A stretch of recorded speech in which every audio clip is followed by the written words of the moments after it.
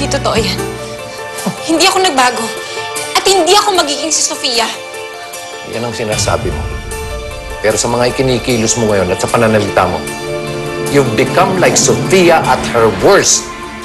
My God. Nasaan si Elisa? Aber? Ma'am, nasa office po ni Sir Henry.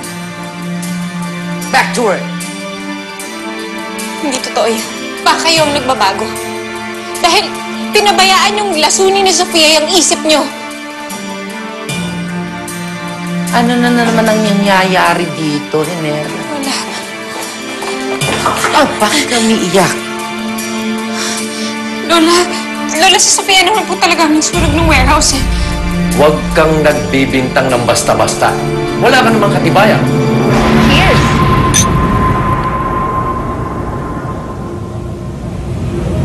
Mr. Chen, are you sure you're okay? Hindi ka naman pagod? I'm fine. Ikaw ang inaalala ko, baka upset ka pa sa pag-aaway niyo ng sister mo kanina. Nothing that a good wine can cure. Tonight, I can drown my troubles away. Para bukas, handa na ako ulit sa mga pang-aapi at panglalayat na makukuha ko sa kapatid kong si Eliza. You know what? Nagtataka ako, bakit ka mapahig na ganunin ka? Ito bang bracelet na to? Naiwan po to ni Sofia. Pakiramdam ko nalaglag niya yun nung sinunog niya yung warehouse eh. Alam mo, maaaring nalaglag nga niya yan, pero sa ibang pagkakataon, sa ibang araw. Huwag kang bulag, Hiner. Malaking ebidensya ang tangan ni Elisa laban kay Sofia. And don't worry. We'll get to the bottom of this. Pag-iimbestigahan nating mabuti ang nangyari soon. Hiner, pwede ba huwag kang magpapapaniwala dyan kay Sofia at huwag kang magpapauto dahil manang-mana yan sa dati mong asawa. Lahi ng mga ahas. Let's go. Let's go, Elisa.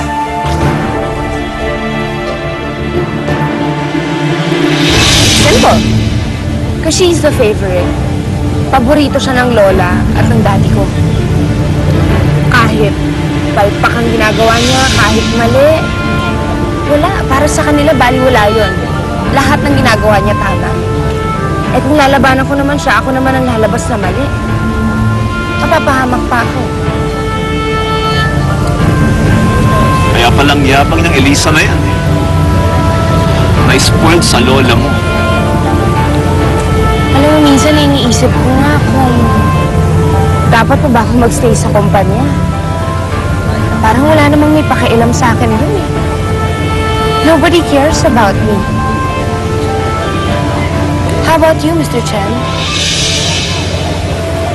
Me? Don't you care about me?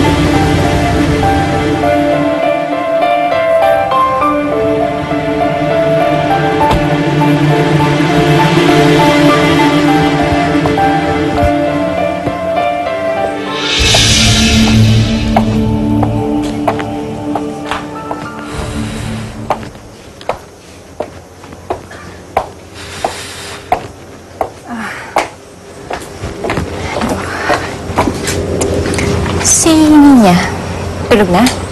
Kailan mo siya nabutang gising? Michael, please. Ayoko makipag-away sa'yo. Galing ako sa opisina, nag-away kami ni Papa.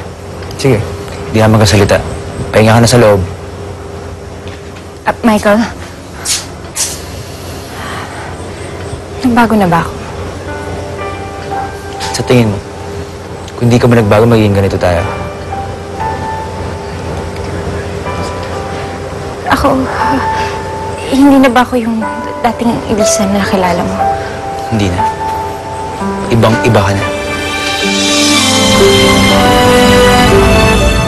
Mababalot ng hiwaga at mabubuno ng pag... Ayoko magbago. Elisa, may magagawa ka naman eh. May magagawa ka para hindi ka magbago.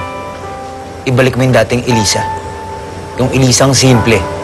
Walang ibang inintindi ko ni pamilya niya. Ano ko gagawin yun? Sa akin ipinagkatiwala ni Lola itong kumpanya. Si Papa, nakatingin sa akin. Si Sofia, walang ibang ginawa kundi tingnan yung mga pagkakamali ko o iniintay niya magkamali ako. Maraming taong umaasa sa akin. Eh, hindi ko sila kayang biguin. Kaya kami na lang hindi niya yung binibigo mo. Michael, Oo, Elisa. Ganun na ngayon, di ba? Hindi na kami yung priority mo.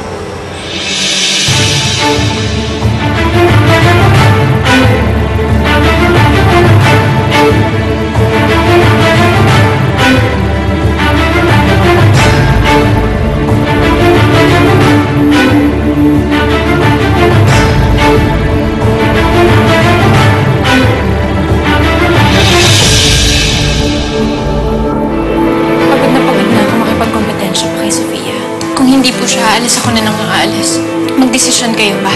Kung sino yung gusto niyo magstay, ako o siya? Saba, Daddy ko? Thank you, Daddy.